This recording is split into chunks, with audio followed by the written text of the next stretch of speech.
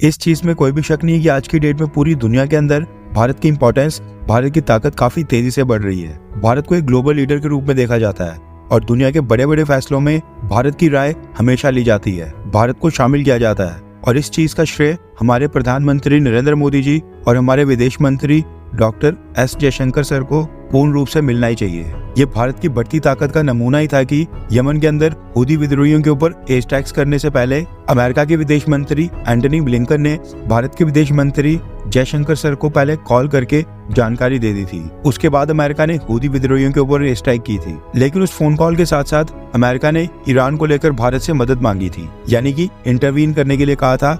जिसके बाद doctor S Jaishankar sir पिछले कल अचानक से ईरान के दौरे के ऊपर चले गए थे, ताकि भारत ईरान को किसी भी तरह ये समझाए कि अमेरिका की एयर स्ट्राइक्स के बाद ईरान की तरफ से हूदी विद्रोहियों को हथियार ना दिए जाएं और हूदी विद्रोहियों को फाइनेंशियल सपोर्ट पूरी तरह से ईरान द्वारा बंद कर दी जाए। लेकिन अब ऐसा लग रहा है कि बैकडोर डिप्लोमेसी की भारत की कोशिश पूरी तरह से नाकाम हो गई है, क्योंकि जिस वक्त भारत के विदेश मंत्री doctor S Jaishankar sir Iran के अंदर बैठकर ईरान के विदेश मंत्री और ईरान के प्रेसिडेंट इब्राहिम रईसी के साथ मीटिंग कर रहे थे, ठीक उसी समय ईरान और हूदी विद्रोहियों ने अमेरिका के ऊपर दो बहुत ही बड़े हमले करके एयर स्ट्राइक्स का बदला ले लिया है। रिपोर्ट्स के मुताबिक पिछले कल देर शाम को जब doctor S Jaishankar sir Iran में वहां पर मीटिंग्स कर रहे थे, तो उस समय अमेरिका की कंपनी द्वारा ओन्ड और ऑपरेट किया जाने वाला एक कार्गो शिप रेड सी से क्रॉस हो रहा था। जैसे अमेरिका का ये कार्गो शिप यमन के पास पहुंचा, हूदी विद्रोहियों ने उसके ऊपर anti ship ballistic missile fire करके इस पर हमला करके इसको नष्ट कर दिया, जिसके बाद कार्गो शिप के एक हिस्से में आग लग गई थी।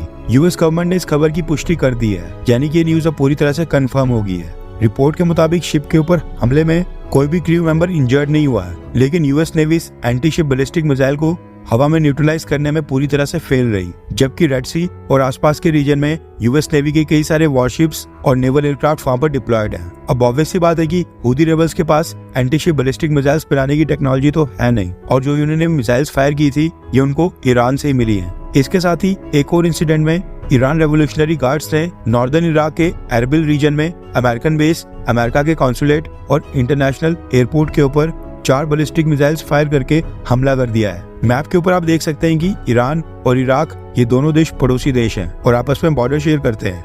आपकी जानकारी के लिए बता दूं कि एरबिल में एक यूएस कॉन्सुलेट के साथ साथ उस रीजन में अमेरिका के ट्रूप्स की भी काफी डिप्लॉयमेंट है। हालांकि ईरान के बैलिस्टिक मिसाइल हमले में एक भी यूएस सोल्जर की कोई भी नुकसान नहीं पहुंचा है और सभी सेफ है। इंटरेस्टिंग बात यह है कि ईरान और हूदी विद्रोहियों ने दोनों हमले अमेरिका के ऊपर तब किए जब भारत के विदेश मंत्री जयशंकर सर ईरान में प्रेजेंट थे और ईरान के अंदर वो मीटिंग कर रहे थे।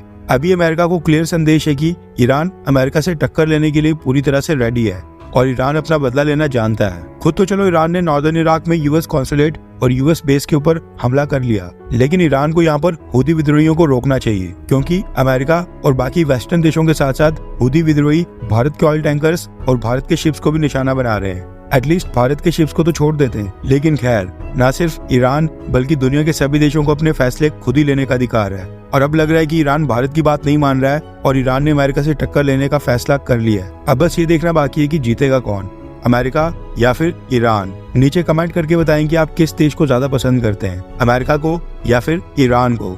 नीचे कमेंट करके अपनी राय जरूर बताएं।